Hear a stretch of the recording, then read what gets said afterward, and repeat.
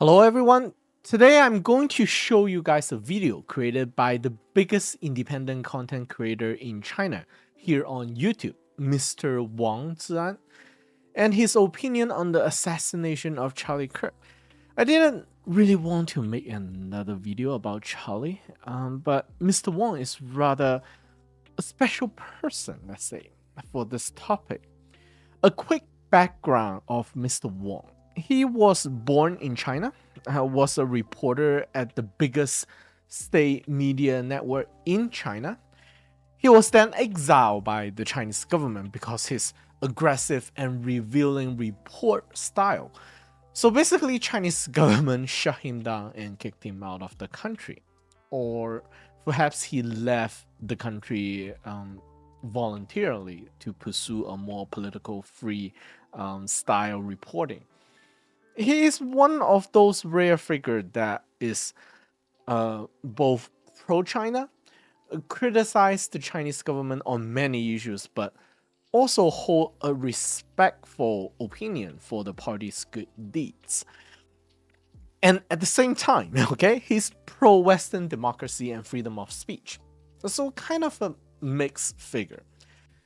To me, he has a more Western leaning, sometimes almost naive approach to geopolitics. One of the irony about him was that he left China to seek more political freedom and speech freedom, right?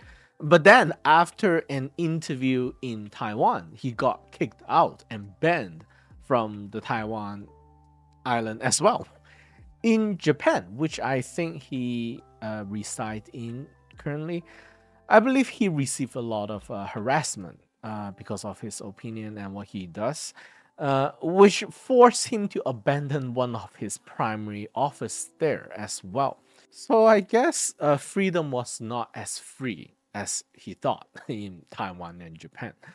You need to learn also to be politically correct.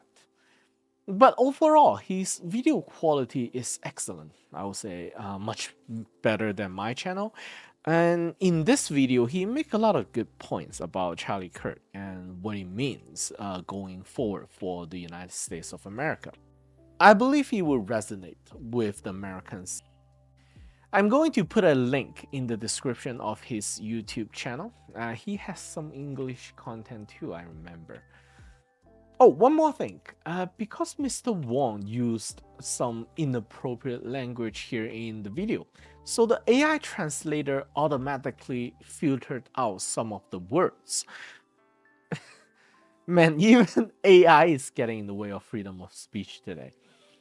Anyways, let us welcome Mr. Wang Zhan to our channel. Following this, I will delve into the ramifications of Charlie Kirk's assassination on the United States, the impact on this political system and its future direction. Firstly, this situation gives a very worrying result, which is that the acceptance of political violence is increasingly high in today's American society. Recently, the American media conducted a comprehensive survey that unveiled approximately 39% of Democrats hold the belief that ousting Trump from power through violent means is indeed justified. Conversely, among Republicans, approximately 1/4 of the population holds the belief that it is acceptable for Trump to suppress those who oppose him through military means or violent methods. This proportion, I must mention, ranks among the highest in the more recent history of the United States. In the historical context of the US, there have been roughly 3 significant instances where political violence reached notably elevated levels. The initial instance was during the well-known Civil War era. As everyone knows, the US Constitution at that time didn't really provide a definitive answer on the issue of slavery versus non-slavery. So after the founding of the United States, the topic of slave states versus free states became one of the most divisive issues threatening the foundation of the nation. Subsequently, a compromise was eventually established. The agreement stipulated that if a state were to join the United States, it was required to enter as a free state, specifically aligning as a reindeer state. However, as time progressed, the quantity of free states and those states that aligned with them continued to rise. Following the election of Lincoln as President of the United States, the situation ultimately reached a critical tipping point. Certain Southern patrol states were of the belief that with Lincoln's election to the presidency, this delicate balance would be entirely disrupted. Later, the Southern slave states declared their secession from the United States. But this led to the first constitutional crisis the United States faced after its founding. So in the end, the American Civil War broke out, and the issue of political identity was resolved through the war. The many southern states were defeated, and the northern free states emerged victorious. Of course, the issue of slavery in America also came to an end with the conclusion of the Civil War. It also became an integral part of history. This marked the inaugural instance after the establishment of the United States that political violence was employed to settle political disagreements. The subsequent occurrence was indeed in the 1960s. It is widely recognized that following the American Civil War, even though slavery was officially abolished, the racial issues between white individuals and black individuals were not fully resolved. Consequently, during that period, the United States instituted a system of segregation and supposed equality. Even though African Americans were liberated, they were not permitted to ride on the same buses as white individuals or attend the same educational institutions. This separate but equal system persisted for nearly a century. In the 1960s, with the emergence of the civil rights movement, this type of racial segregation system also became a relic of the past. Nevertheless, this era was also among the most intense periods of social conflict in the United States. So you can see that during that period, there were many political assassinations in the United States. President Kennedy of the United States was assassinated, as was Martin Luther King Jr. There was also a civil rights leader among African Americans at the time named Malcolm, who was also assassinated. This wave of assassinations continued until around the 1980s in the United States. Of course, President Reagan was also targeted for assassination. Certainly, during the 1980s, he was not assassinated. The activities related to political violence only began to gradually diminish. It persisted for roughly 2 decades. This third phase genuinely began with the rise of Trump to power, as American society once again entered into an era of increased acceptance of political violence. This is due to Trump embodying a somewhat extreme viewpoint held by certain Republicans within the United States, and with his ascent, American society, especially the left and right factions. Indeed, there have been considerable divisions and rifts concerning political identity matters. We've discussed this on numerous occasions in previous programs. In circumstances where neither side can acknowledge the other, the intense confrontations evident in American society have resulted in an acceptance of political violence. Political assassination fundamentally encompasses a particular underlying rationale. When I am unable to address an issue through the established regulations, I simply eradicate the adversary. This might ostensibly resolve the issue, which is the reasoning behind political assassination. When I am unable to convince the opposing party, or when I cannot reconcile our differences through the established guidelines, I make the opposing party vanish. Actually, the acceptance of such political violence poses a significant threat to the constitutional democratic system of the United States. We comprehend that, at its core, the constitutional democratic system possesses the inherent ability to operate smoothly. This capability arises from a foundational consensus that exists within the community. I remember a justice of the U.S. Supreme Court once noted that the federal courts in the United States lack any enforcement power of their own. Instead, their constitutional rulings are implemented because of the belief that is deeply held within the hearts of the populace.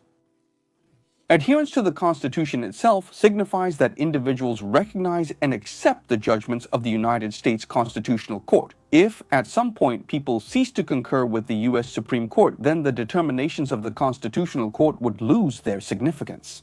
Thus, it becomes evident that the foundational consensus within American society, which includes the acknowledgement of the law itself, serves as a crucial prerequisite for the proper functioning of the American social system.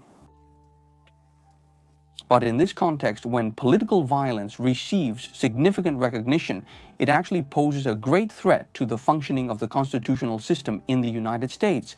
Just think about it. What is the logic behind political violence? This form of political violence fundamentally dehumanizes individuals. In other words, individuals are engaged in a discourse of ideas.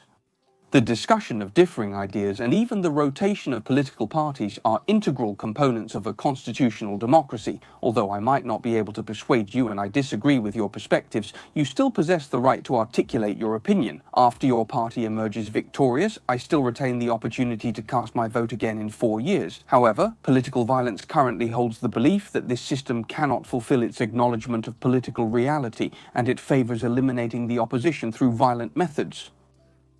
He's also reluctant to engage in competition within the established regulations of the game with the opposing party. I am aware that a significant number of individuals have a strong dislike for Charlie Kirk, and there are numerous aspects of his viewpoints that I do not agree with either.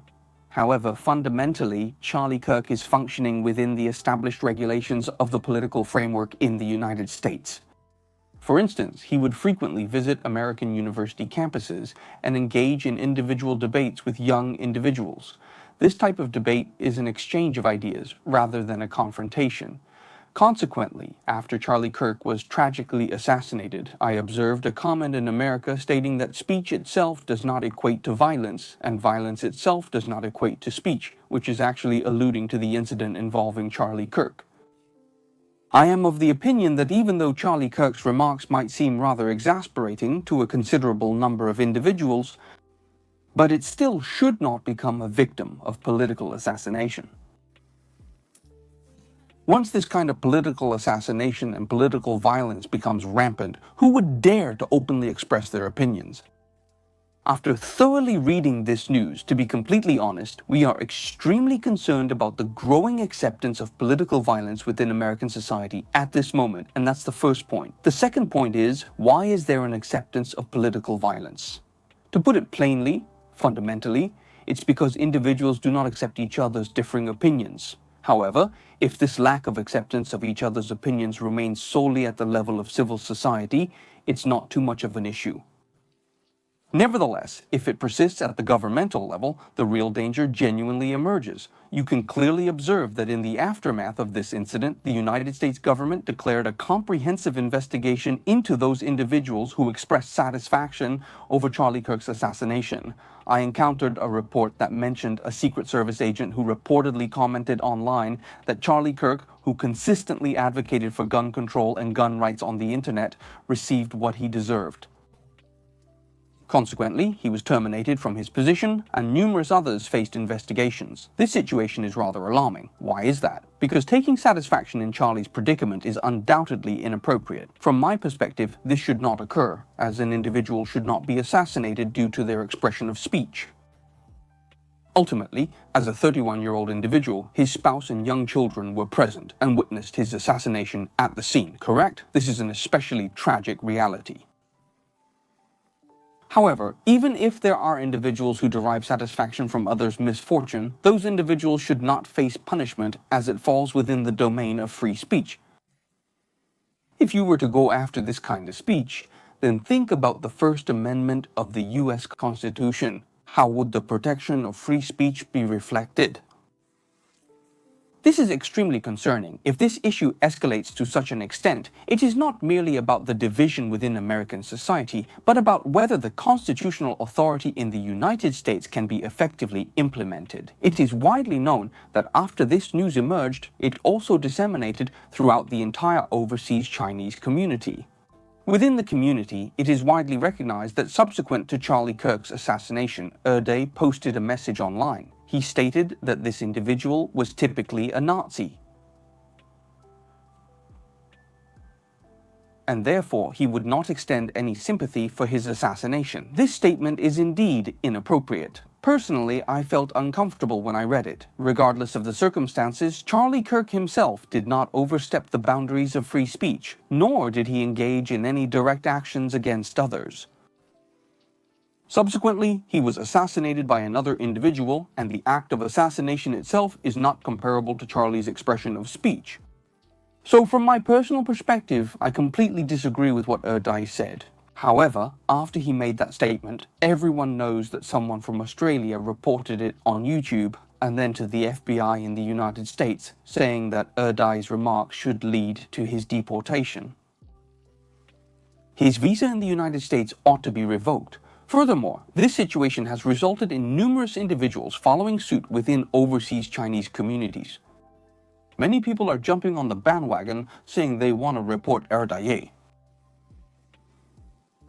Moreover, this issue has even impacted American society and expanded into the English-speaking community. I noticed that there was a Deputy Secretary of State in the US who mentioned online that in such cases the person's visa should be revoked. After seeing this, I became very, very worried, or rather, doubtful. First of all, this trend of reporting within the Chinese community is indeed a very bad thing. It makes you wonder, why is it so prevalent within the Chinese community? In the process of promoting a system of democracy and freedom, there are such significant obstacles. As I mentioned, the logic behind assassination and reporting is essentially the same. It's about making the opposing side in the West disappear, rather than engaging with those who hold different opinions within the established rules of the game. Sigh. Through this scope of freedom of speech, a compromise mechanism should be formed, but they all hope for the other side to disappear. Sometimes, some people hope to kill the other party with a gun, while others hope to expel the other party through reporting. This is a fundamental trait of us Chinese. Not to mention, the most crucial aspect, in my personal opinion, why does this phenomenon cause individuals to feel particularly concerned? It's because if reporting is solely restricted to the public, so such reports, at most, are just noise in the process of American political operations. However, whether the reports are effective has significant implications for the American social system. If during the reporting process the American social system actually starts an investigation, and after the investigation removes speech that people like Erdaye don't quite like and revokes their licenses, what does that indicate? Doesn't that indicate that the protection of free speech under the First Amendment of the US Constitution is ineffective? Some people say, but Wang Jun, don't say that. They say freedom of speech is protected for American citizens. You are currently in the US on a political asylum visa, right? The US government is actually giving you a privilege, so you should be cautious and prudent when participating in American political activities. But what I want to say is that the protection of freedom of speech under the US constitutional system actually has no preconditions. The US Constitution has never stated that people in the US on special visas are not protected by the First Amendment. If the immigration laws of the United States can be utilized as a mechanism to penalize individuals who are deemed unwelcome, then from my perspective, the First Amendment of the US Constitution is reduced to merely a document. This is because once restrictions are imposed upon it and once conditions are attached, these conditions can perpetually accumulate until they ultimately infringe upon the rights of each and every one of us. The logic behind this is straightforward. Therefore, in this process, actually, we are not just concerned about the upcoming events, but more importantly, we are worried about the United States as a beacon of democracy in the world where the protection of freedom of speech is implemented most thoroughly. We all hope that this practice of freedom of speech will not be affected by the process of political division. You can take a look. In the past few years, the Trump administration has indeed been regressing in the protection of free speech. For example, a few years ago, they started an investigation, didn't they? There was a case involving a student who was born in Korea but immigrated to the United States with his parents at a young age. Wasn't it because during the movement in Pakistan, he protested against Israel, which led the US immigration authorities to initiate deportation proceedings? But later, he filed a lawsuit claiming that the US government's actions were unconstitutional. And then, wasn't there also a Turkish person? At that time, there was also a case where someone had their visa directly revoked and faced deportation for criticizing Israel, and they were arrested. So we can see that there is a division within the current American system where the US government tends to use immigration law to control speech it does not favor. As long as they don't like the speech, they can directly revoke your status and expel you through immigration law. However, the US court system Comparatively speaking, it continues to uphold the First Amendment of the United States Constitution. A division like this has already appeared, and it's quite concerning.